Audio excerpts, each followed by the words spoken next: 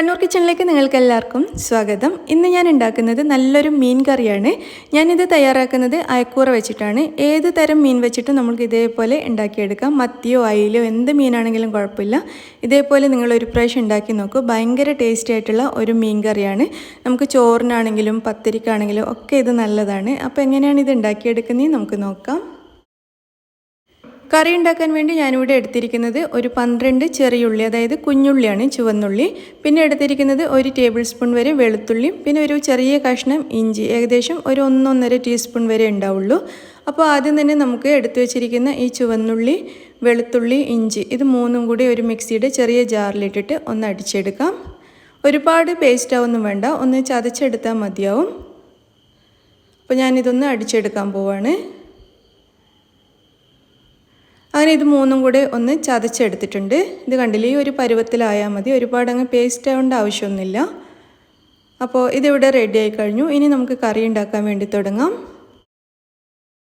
കറി ഉണ്ടാക്കാൻ വേണ്ടി ഞാനിവിടെ ഒരു പാത്രം ചൂടാക്കി എടുത്തിട്ടുണ്ട്. ഇതിലേക്ക് 1.5 ടേബിൾ സ്പൂൺ വെളിച്ചെണ്ണ ചേർത്തിട്ടുണ്ട്. നിങ്ങൾക്ക് ഇഷ്ടമുള്ള എണ്ണ ഉപയോഗിക്കാം.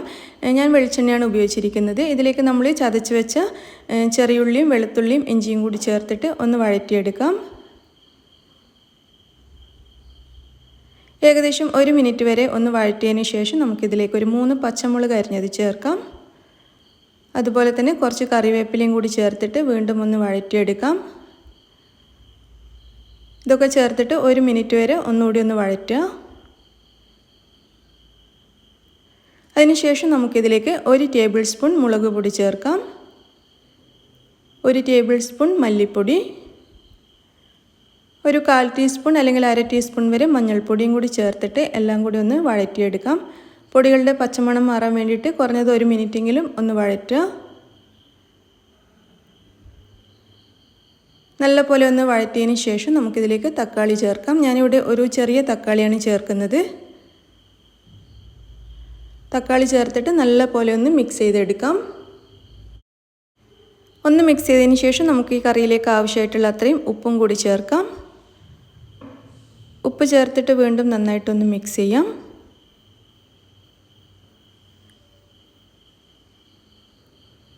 അതിനുശേഷം ഞാനിതിലേക്ക് ഒരു 3 ടേബിൾ സ്പൂൺ വെള്ളം ചേർക്കുന്നുണ്ട്.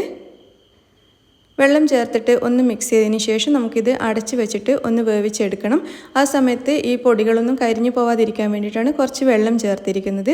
അപ്പോൾ വെള്ളം ചേർത്ത് മിക്സ് ചെയ്തതിന് ശേഷം ഞാനിതിവിടെ അടച്ച് വെച്ചിട്ടുണ്ട്. ഒരു 5 മിനിറ്റ് വരെ നമുക്കിത് അടച്ച് വെച്ച് വേവിക്കാം. അപ്പോഴേക്കും തക്കാളിയൊക്കെ നല്ലപോലെ ഒന്ന് വെന്തുടഞ്ഞ് കിട്ടും. ഒരു 5 മിനിറ്റ് വരെ ഇങ്ങനെ വേവിച്ചെടുത്തിട്ടുണ്ട്. ഇനി നമുക്കിത് തുറന്ന് നോക്കാം. അപ്പോൾ തക്കാളിയൊക്കെ നല്ലപോലെ സോഫ്റ്റ് ആയിട്ടുണ്ട്. ഒന്ന് നന്നായിട്ട് ഉടച്ചു കൊടുക്കാം. വെള്ളം ചേർത്തുകൊണ്ട് പൊടികളൊന്നും കരിഞ്ഞു പോയിട്ടില്ല. അപ്പോൾ നല്ലപോലെ ഉടച്ചതിന് ശേഷം ഞാനിതിലേക്ക് ചേർക്കുന്നത് തേങ്ങാപ്പാലാണ്. അപ്പോൾ ഞാൻ ആദ്യം ചേർക്കുന്നത് ഏകദേശം 1.5 കപ്പോളം, അതായത് 250 മില്ലി ലിറ്ററിൻ്റെ അളവിലെടുക്കുകയാണെങ്കിൽ ഒരു 1.5 കപ്പോളം തേങ്ങാപ്പാൽ ഇതിലേക്ക് ഞാൻ ചേർത്തിട്ടുണ്ട്. അപ്പോൾ 2ാം പാലാണ് ആദ്യം ചേർത്തിരിക്കുന്നത്. 1ാം പാൽ നമുക്ക് അവസാനം ചേർക്കണം.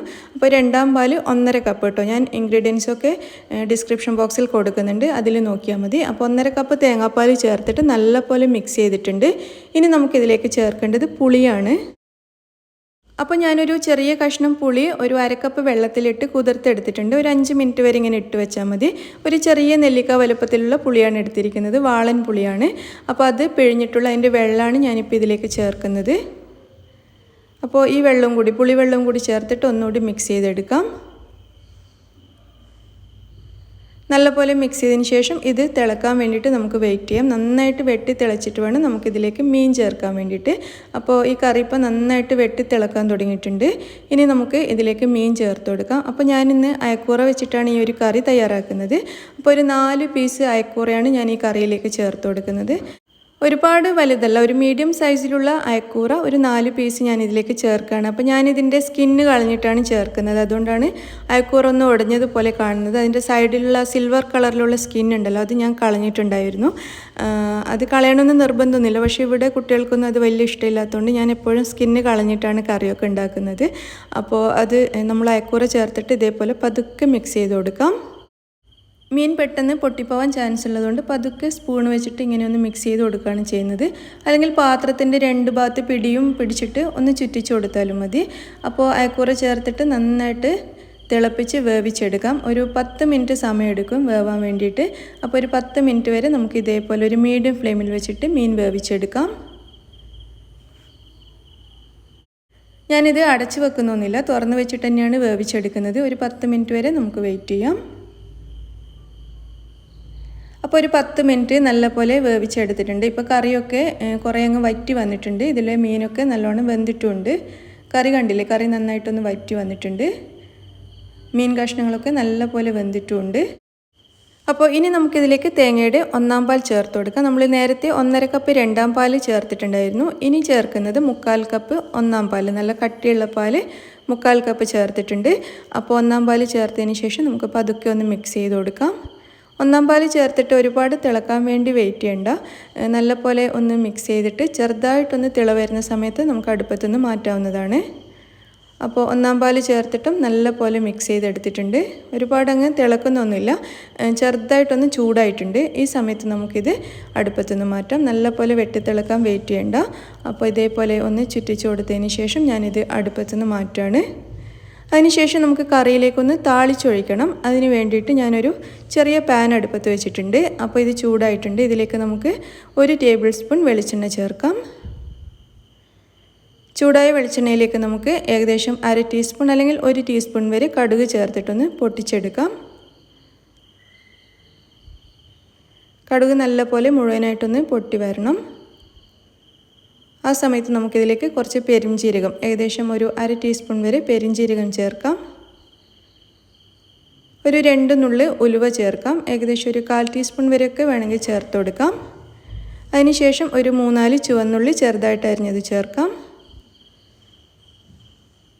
കുറച്ച് കറിവേപ്പിലയും കൂടി ചേർത്തിട്ട് എല്ലാം കൂടി ഒന്ന് വഴറ്റിയെടുക്കാം.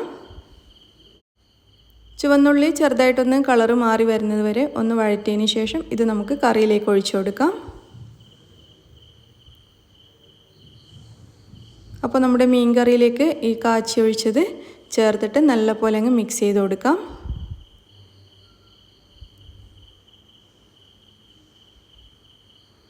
പതുക്കെ മിക്സ് ചെയ്തിട്ടുണ്ട്. മീൻ കഷ്ണങ്ങൾ പൊട്ടിപ്പോകുന്നുണ്ട്. വളരെ പതുക്കെയാണ് മിക്സ് ചെയ്തിരിക്കുന്നത്. അതിനുശേഷം നമുക്ക് ഈ കറി നല്ല ചൂടോടുകൂടി തന്നെ ഒരു ബൗളിലേക്ക് വിളമ്പാം. നല്ല ടേസ്റ്റി ആയിട്ടുള്ള മീൻ കറിയാണ്. എല്ലാവരും ട്രൈ ചെയ്ത് നോക്കണം. നമുക്കിത് ചോറിനും ചപ്പാത്തിക്കും പത്തിരിക്കും എന്തിൻ്റെ കൂടെയും നല്ല രുചിയായിട്ട് കഴിക്കാൻ പറ്റിയ ഒരു മീൻ കറിയാണ്. ഏത് മീൻ വെച്ചിട്ട് നമുക്ക് ഈ കറി തയ്യാറാക്കിയെടുക്കാം. ഇതേപോലെ തന്നെ മത്തി വെച്ചിട്ടൊക്കെ ഉണ്ടാക്കി കഴിഞ്ഞാൽ നല്ല ടേസ്റ്റാണ് കേട്ടോ. മത്തി വെച്ചിട്ട് ഞാൻ ഉണ്ടാക്കാറുണ്ട്, ഭയങ്കര ടേസ്റ്റാണ്. അപ്പോൾ നിങ്ങളെല്ലാവരും ട്രൈ ചെയ്ത് നോക്കുക. നിങ്ങൾക്ക് ഇന്നത്തെ വീഡിയോ ഇഷ്ടമായി എന്ന് വിചാരിക്കുന്നു. അപ്പോൾ നിങ്ങളുടെ അഭിപ്രായങ്ങളൊക്കെ കമൻസിലൂടെ അറിയിക്കുക, ലൈക്ക് ചെയ്യുക, ഷെയർ ചെയ്യുക. താങ്ക്